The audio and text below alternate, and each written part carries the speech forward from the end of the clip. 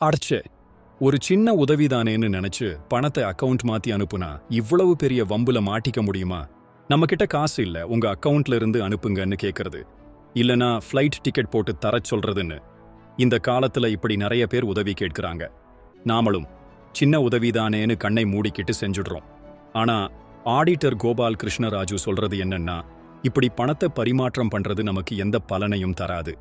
மாறாக உங்க பேங்க் அக்கவுண்ட்ல ஆயிரக்கணக்கில் லட்சக்கணக்கில் பணம் வந்து போய்கிட்டு இருந்தா வருமான வரித்துறை அதை கண்காணிக்கும்னு சொல்றாரு.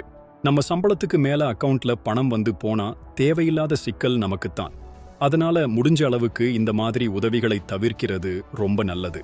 ஒருவேளை தவிர்க்கவே முடியலன்னா கண்டிப்பா பரிவர்த்தனைக்கான ஆதாரங்கள், ஒப்பந்தங்கள்னு எல்லாவற்றையும் கரெக்டா வச்சுக்கணும்.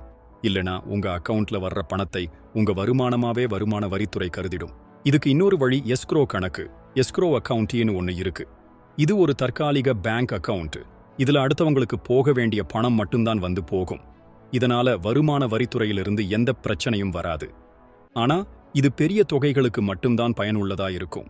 உதவி பண்றது நல்ல விஷயம்தான், ஆனா வம்புல மாட்டிடாம பாத்துக்கோங்க. என்ன சொல்றீங்க?